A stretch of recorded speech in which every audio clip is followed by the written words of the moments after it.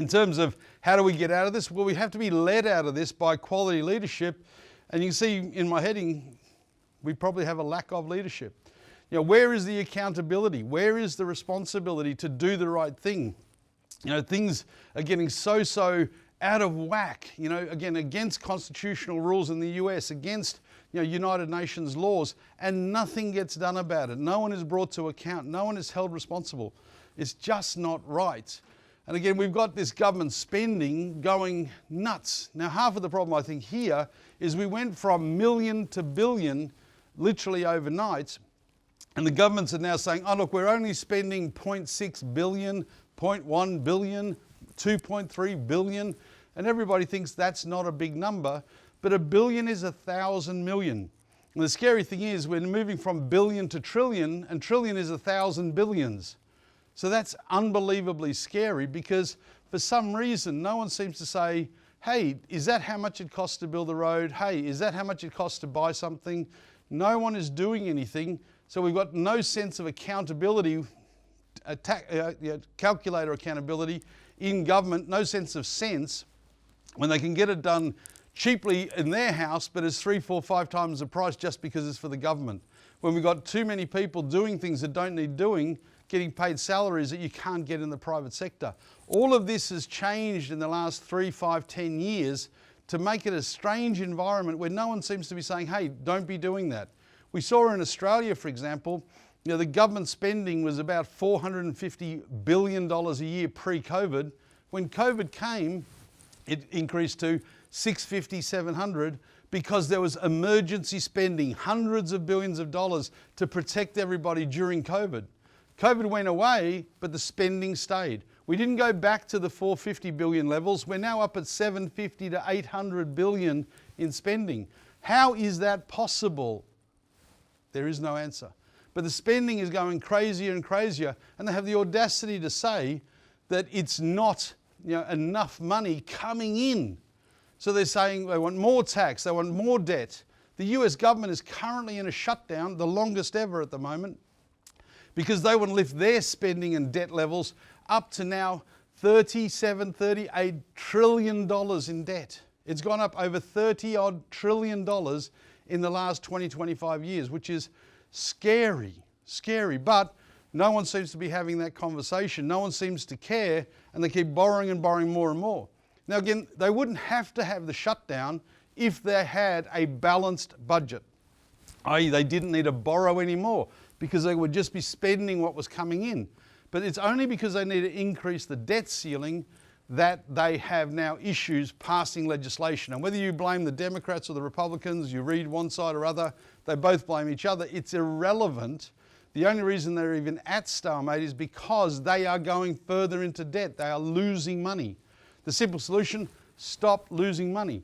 I think Warren Buffett once said that it's easy to stop the deficit. All you have to do is pass a law saying that any member of Congress or senator, if the budget is in deficit, loses his seat instantly.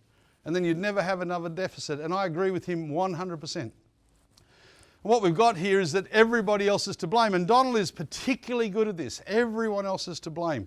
Not him, never made a mistake, always the best ever. He was the fault. And now he's pursuing them with legal things. Again, this is not the way to run good governance, good society, good thing, because that's what our kids are seeing. Now they're going to emulate that sort of behaviour, which is tragic in my word. We need to build character, resilience, integrity. Instead we're building cheatsome, defiance. We're building dishonesty. This is not the principles of a good society, and we need to alter this in a hurry. And of course, no one is accepting any fault, and it's just an issue that couldn't go wrong. Even if it messes up blatantly there, not me. I mean, even Donald just doing his ballroom at the White House was definitely never going to knock down the East Wing, wasn't even going to touch it. The East Wing bulldozed completely.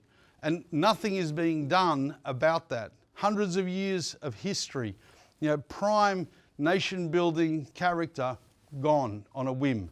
Doesn't make sense to me. And the problem is nobody seems right. No one seems to know the solutions. But the problem is they're there. They're just not implementing. They don't suit. I.e., if you look at Gaza, Simple solution, stop bombing civilian targets, regardless of how deep Hamas is underneath. Stop taking them out. Okay, might not be the right answer, but it's the right decision.